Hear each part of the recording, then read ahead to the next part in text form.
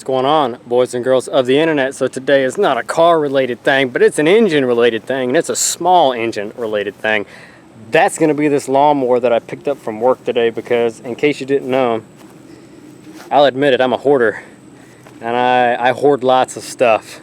Just, I don't know why, I feel like I need it. Sometimes it comes in handy. Putting together this Corolla yesterday, we had to get the wheels back to Jesse. Your boy had a set of BMW bottle caps laying around. I also had some of the interior trim pieces we were missing. I had a front clip for it. I had a bunch of the miscellaneous bolts we were missing. So that, and the fuel pump that it needed. So if you remember that car from like a year and a half ago when we bought it, towed it home, paid like 200 bucks for it, needed an engine, that's pretty much done now. It took us a year and a half because we gave it to Jesse. Jesse actually did the initial engine swap. Couldn't get it working due to some wiring issues and stuff. Gave up on it. Tim bought it. It came back here. I went through it with a comb the other day and sorted out all the last little bit of things that it needed to run. Got it to run. That's ready. So hoarding pays off, folks. I've watched enough Musty One to realize that hoarding does pay off. This is what we're going to do today. Now, this is not the engine that I wanted. It is a 14 horsepower. Why make a 2-cylinder and 14 horsepower? I don't know. That seems like kind of small for most of them. Of course, then again, I'm sure the torque specs on it are a whole lot better. I don't know what they are. We're just going to roll with it. So this is going to be the first twin. I've already spun it. I was watching dust fall out. I spun it over by hand. It's got compression. It sounds good. I haven't lit it off yet though, so that's what we're going to do now while it's still on the truck, because if I light it off right now and it's knocking or it blows up, then it's still on the truck and I can just carry it straight back to work, throw it off on the shred pile. But I might save those meaty tires. They're super dry rotted, but I could probably tube those. What is this going on? Okay, if you remember a while back, I rescued this Simplicity 717. It's got a single cylinder on it, and I'm not a fan of that whatsoever, and that motor runs like crap if it decides to run at all. I've swapped carburetors, I've put a new fuel tank in it, and I've changed the coil and cleaned the points. It's got good compression. It just, sometimes it runs good, sometimes it doesn't. So that's getting on my last nerve. So that guy's coming out and the twin's going in. If I have to cut that thing all to pieces to make it work, we're going to talk about this one on another day, because that is exactly what you think it is. Moving back on. So I figured I'd take you guys along with me since we don't do a whole lot of this stuff. I'm going to grab another car, probably the Toyota, bring it over here with some jumper cables, pour some gas down in this bad boy, and light this sucker off and see if it runs. Because if it'll just pop and crack, that's enough to let us know that the motor's savable. We can do something with it. And if not, we will leave it on the truck and I'll throw it back off in the morning. No harm, no foul. So I was trying to get this airbox off. It is just caked in crud, and it had a cover on it right there. But everywhere you look, it is just caked in filth. It kind of looks like one of those deals where it had an oil leak. You know what I'm talking about, guys? You get an oil leak somewhere and that little wet spot from the oil, it just cakes up crap everywhere. And I could be wrong, it could be just something else, but usually I see this a lot with like a oil leak or a real dusty environment where you're cutting grass. Let's look down in this carburetor. That actually doesn't look too bad, so that's all right. Choke is stuck, probably because of the cable. Oh yeah, yeah, cable's froze. All right, I'm gonna get some gas, round out some jumper cables, and we'll see if it runs. The motor wouldn't spin over. I gave it a good shot.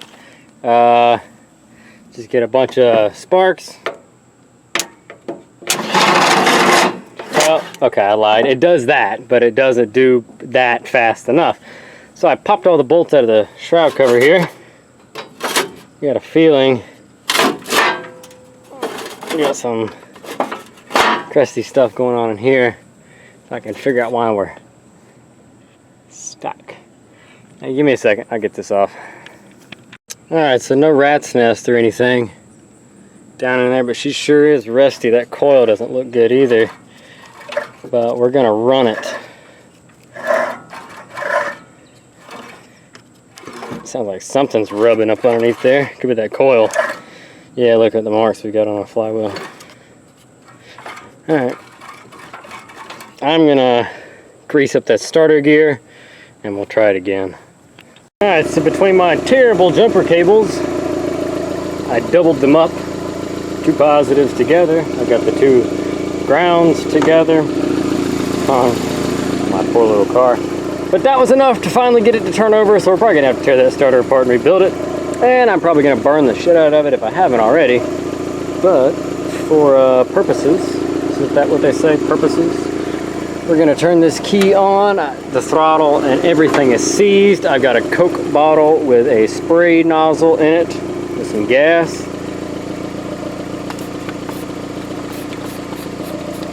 And we're gonna light her up, spin her over, see what happens.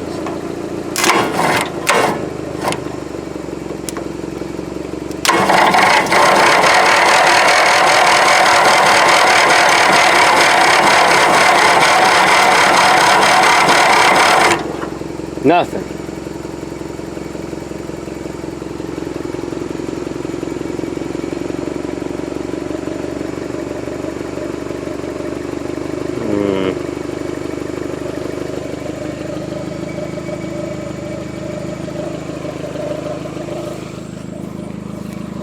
Let me look around for a second. Alright, so here's what we're doing. I unplugged the ground wire. That's what grounds out the ignition coils to stop spark. Because I don't know if the key switch or any of the wiring on this thing is good. And I got some gas. Ooh, that was way too much freaking gas. Way too much gas. Alright. Take 3.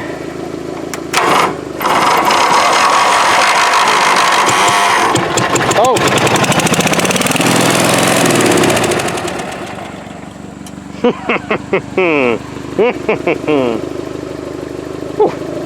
Very smoky,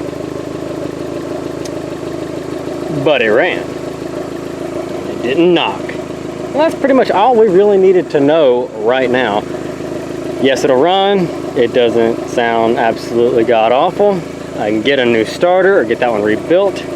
And now it is worth me taking the engine off. So let's see if we can't adjust this throttle at all.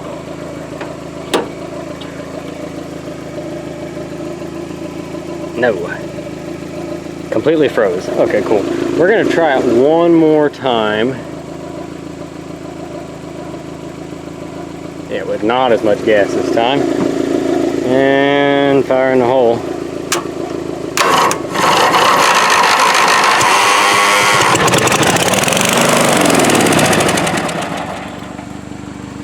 Yep. Alright, cool. It's blowing all kinds of crap out of the exhaust when it starts, but it starts. So, let me get this mess cleaned up a little bit more, and let's rip this engine off of here. Alright, so if the mower's at a weird angle, it's because it's halfway off my truck, and not because I wanted it to. I just wanted it to come off a little bit so I could get underneath it, but it had other plans. So hopefully it's a whole lot lighter without this engine on there. I can put it back up there with by myself. But right now, as you can see, the motor's rocked. I've got 1 bolt left in it, and I did that so that I could spin this nut, or this bolt, out of the engine block, out of the crankshaft. And if you're trying to break this bolt loose, I've never, now when I was real young and working on these, I'm talking like 12, 13 years old, it'd be kind of difficult for a 12 or 13 year old myself because I was kind of small. But doing it now, literally just ratchet on the bolt, smack it with a hammer, it comes right out. I swear everything was difficult when I was younger, but... And then as far as taking the pulley off, usually if you give it a good smack, right up and let some of the particles fall all over you. Look at that. Almost got it all the way off on the first try.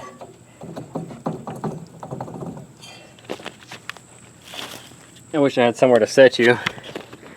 Maybe right here. Don't fall.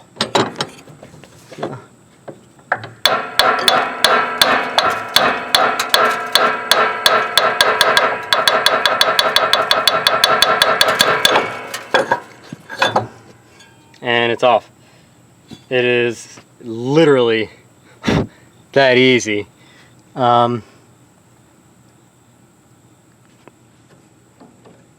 Yeah, so, and that was I used a 16 millimeter on that. Now we're going to go back to our 14, pop out that last bolt holding the engine in. But before I do, I'm going to put a ratchet strap across the engine so that I have, it'll hold it on there. And then I can just pick it up and off. Something like that. Alright, I figured you'd like to see me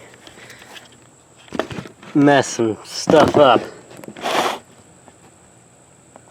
So let's see how this song and dance goes.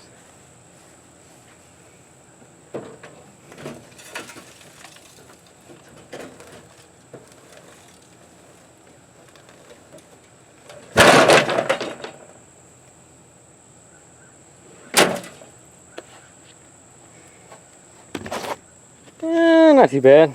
Now I'll get that last bolt out, we'll pick the engine up, then I'll figure out how in the world I'm going to get this back on the truck. Ta-da! So I saved you guys the embarrassment of having to watch me try to pick that engine up. Carry that thing from there all the way over to here, doing one of them awkward like crab walks. But there it is.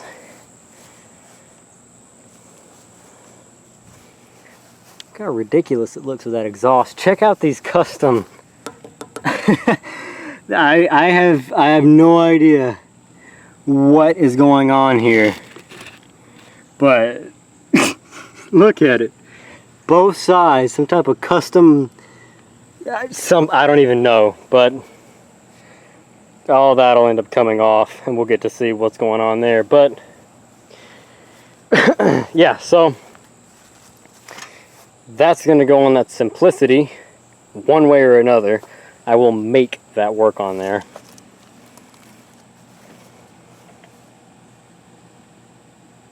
But yeah, clean up my mess, get this guy thrown back up into the truck somehow or another, and